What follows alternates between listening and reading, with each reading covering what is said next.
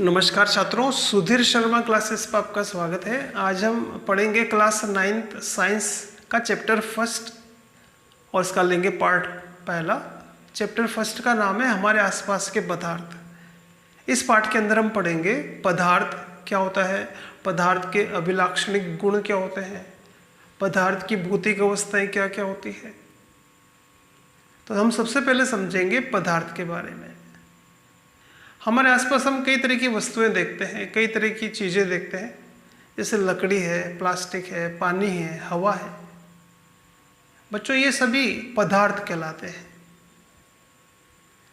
रेत है, पत्थर है, लोहा है, ये सब जो है पदार्थ कहलाते हैं। तो पदार्थ की जो डेफिनेशन है वो इस तरह से बनाई गई है कि पदार्थ यानी मैटर क्या होता है, तो प्रत्येक वस्तु जिस सामग्री से बनती है उस सामग्री को हम कहते हैं पदार्थ। सिंपल बात है। और भारतीय दार्शनिक पदार्थ के बारे में क्या सोचते हैं, तो भारतीय दार्शनिकों के अनुसार पदार्थ पंच तत्वों से मिलकर बना है। भारतीय दार्शनिक सोचते हैं कि पदार्थ जो है वो पंच तत्वों से मिलकर बना है। पंच तत्व है पृथ्वी, आकाश, वायु, जल, अग्नि से मिलकर बना है। और आधुनिक वैज्ञानिक जो है वो पदार्थ का वर्गीकरण करते हैं, पदार्थ के को विभाजित करते हैं इन दो गुणों के आधार पर। आधुनिक वैज्ञानिक कहते हैं कि पदार्थ को हम दो भागों में बांट सकते हैं, एक तो भौतिक गुणधर्म के आधार पर और एक रासायनिक गुणधर्म के आधार पर। इस पाठ में जो बच्चों हम पढ़ेंगे, पदार्थ का जो वर्गीकरण हम पढ़ेंगे वो उसके भौतिक गुणधर्म के आधार पर होगा। भौतिक गुणधर्म क्या होता है कि कोई भी पदार्थ बाहर से देखने पर कैसा दिखता है, जैसे कि पानी है, पानी का कलर कैसा है, पानी में गंध है कि नहीं है। तो जो दूर से देखने पे पता लग जाए कि कौन काला है कौन गोरा है, तो ये कहलाते हैं भौतिक गुण। और पदार्थ के जो रासायनिक गुण है वो रासायनिक क्रियाओं के फलस्वरूप पता लगते हैं। तो इस पाठ के अंदर हम पदार्थ के जो वर्गीकरण पढ़ेंगे वो भौतिक गुणधर्म के आधार पर पढ़ेंगे। तो आधुनिक वैज्ञानिक पदार्थ को दो भागों में विभाजित करते हैं। आगे पढ़ेंगे कि पदार्थ जो है वो छोटे छोटे कणों से मिलकर बना है। जैसे चौक है, अगर आप इसको दबाव डालेंगे तो चौक जो है वो छोटे छोटे कणों में टूट जाती है। ईंट पे अगर आप हथौड़े से प्रहार करेंगे तो ईंट भी छोटे छोटे कणों में टूट जाती है। तो हम ये कह सकते हैं कि कोई भी जो पदार्थ है वो छोटे छोटे कणों से मिलकर बना है। आगे पदार्थ, अगर आपसे पूछा जाए कि पदार्थ के कणों के अभिलाक्षणिक गुण बताइए, पदार्थ जिन कणों से मिलकर बना है उनके गुण बताइए, तो हम कहेंगे कि जो पदार्थ है, जो कण है पदार्थ के, उनके मध्य रिक्त स्थान होता है। दूसरा, पदार्थ के कण निरंतर गतिशील होते हैं और पदार्थ के कण के मध्य आकर्षण बल होता है। ठीक है। सामान्यतः पदार्थ के कण इतने महीन होते हैं कि हमें आंखों से दिखाई नहीं देते हैं। इन्हें देखने के लिए हमें सूक्ष्मदर्शी की आवश्यकता पड़ती है। तो पहला गुण है कि पदार्थ के जो कण हैं उनके मध्य रिक्त स्थान होता है। बच्चों, आपसे कह दिया जाए कि प्रयोग के द्वारा समझाइए कि पदार्थ के कणों के मध्य रिक्त स्थान होता है। कोई ऐसा प्रयोग करो जिससे आप ये बता पाए कि पदार्थ के जो कण हैं, पदार्थ जिन कणों से मिलकर बना है उनके मध्य रिक्त स्थान होता है। तो इसके लिए बच्चों में एक गिलास लेंगे कांच का, उसमें एक निश्चित लेवल तक पानी भरेंगे, उस लेवल को नोट कर लेंगे, फिर उसमें एक चम्मच नमक डालेंगे, उसको नमक को उसमें घोल देंगे।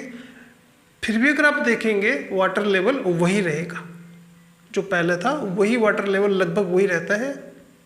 तो जो अपन ने इसमें नमक डाला वो कहाँ गया, और नमक डालने से उसका वाटर लेवल क्यों नहीं बढ़ा? तो इसका कारण है कि जो पानी है वो छोटे छोटे कणों से मिलकर बना है और पानी के जो कण हैं उनके मध्य रिक्त स्थान होता है। और जो नमक आपने डाला वो भी छोटे छोटे कणों से मिलकर बना है। वो जो नमक है उसके छोटे छोटे कणों ने इन पानी के कणों के बीच में जो रिक्त स्थान है उसकी जगह ले ली, फलस्वरूप वाटर लेवल नहीं बढ़ता है। तो हम ये कह सकते हैं कि पदार्थ जो है जिन कणों से मिलकर बना है उनके मध्य रिक्त स्थान होता है। अगला गुण है पदार्थ के कण निरंतर गतिशील होते हैं। जैसे अगर आप पूजा स्थल पर अगरबत्ती जलाते हैं तो थोड़ी देर के बाद उसकी जो गंध है, सुगंध है, वो पूरे मकान में फैल जाती है। कारण कि जो अगरबत्ती का धुआं है उसके जो कण हैं वो निरंतर गतिशील है, फलस्वरूप वो पूरे मकान में फैल जाते हैं। अतः हम कह सकते हैं कि जो पदार्थ के कण हैं वो निरंतर गतिशील होते हैं। और तीसरा पदार्थ का अभिलाक्षणिक गुण है कि पदार्थ के कणों के मध्य आकर्षण बल होता है। पदार्थ छोटे छोटे कणों से मिलकर बना है और ये जो छोटे छोटे कण हैं एक दूसरे को अपनी ओर खींचते हैं, एक दूसरे से आकर्षण बल के द्वारा बंधे होते हैं। इसीलिए जैसे कोई हथौड़ा लोहा है उस पर अगर आप प्रहार करेंगे तो वो इतना आसानी से टूटता नहीं है। हीरा है, हीरा दुनिया का सबसे कठोर पदार्थ है, आप उस पर प्रहार करेंगे तो टूटता ही नहीं है। कारण कि हीरा जिन कणों से मिलकर बना है उनके मध्य आकर्षण बल बहुत ज़्यादा है, फलस्वरूप उस पर प्रहार करने पे वो टूटता नहीं है क्योंकि आकर्षण बल अत्यंत प्रबल है। तो हम ये कह सकते हैं कि जो पदार्थ है इनके कणों के मध्य आकर्षण बल होता है, पदार्थ के कण एक दूसरे को अपनी ओर खींचते हैं। तो ये इसके 3 अभिलाक्षणिक गुण हैं बच्चों। अब हम बात करेंगे कि जो पदार्थ के बारे में हम पढ़ रहे हैं इसकी भौतिक अवस्थाएं कितनी होती है। तो हम ये कह सकते हैं कि पदार्थ की भौतिक अवस्था 3 होती है, ठोस, द्रव, गैस, सॉलिड, लिक्विड और गैस। ठोस का उदाहरण पत्थर, ईंट, लोहा। द्रव का उदाहरण पानी, दूध। और गैस का उदाहरण हो जाएगा बच्चों हवा, ऑक्सीजन आदि। तीनों में पदार्थ की तीनों भौतिक अवस्थाएं, लेकिन तीनों में कुछ अंतर भी है। जैसे कि ठोस का आकार निश्चित होता है लेकिन द्रव का आकार निश्चित नहीं होता है। कि जैसे द्रव पानी है, अगर आप उसको गिलास में डालेंगे तो वो गिलास की शक्ल ले लेगा। उस पानी को अगर आप कटोरी में रखेंगे तो वो कटोरी की शक्ल ले लेगा। यानी उसका जो आकार है, वो पानी का जो आकार है वो निश्चित नहीं है। द्रव का आकार निश्चित नहीं होता, ऐसे ही गैस का आकार भी निश्चित नहीं होता है बच्चों। आयतन ठोस का निश्चित होता है, द्रव का निश्चित होता है, लेकिन गैस का निश्चित नहीं होता है। ठोस, द्रव, गैस तीनों कणों से मिलकर बने हैं, लेकिन ठोस में कण पास पास में होते हैं। जैसे कि हमने आज चित्र बनाया कि इसके कण पास पास होते हैं, द्रव में कुछ दूरी पर होते हैं और गैस में और ज़्यादा दूर होते हैं। तो कणों के मध्य की जो दूरी है वो ठोस में बहुत कम होती है, यानी ठोस में कण बहुत पास पास होते हैं, जबकि द्रव में कुछ दूर होते हैं और गैस में उन कणों के बीच की दूरी सबसे ज़्यादा होती है। गतिज ऊर्जा, कणों में गतिज ऊर्जा सबसे ज़्यादा होती है गैस के अंदर, यानी गैस के जो कण हैं वो सबसे ज़्यादा गतिशील होते हैं और ठोस के कम गतिशील होते हैं।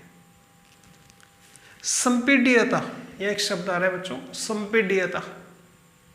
संपीड्यता का मतलब है अगर किसी वस्तु पर आप दाब लगाते हैं और उसको अगर दबाया जा सके, उसके कण अगर दाब लगाने में पास पास आ जाएंगे तो इस गुण को हम कहते हैं संपीड्यता।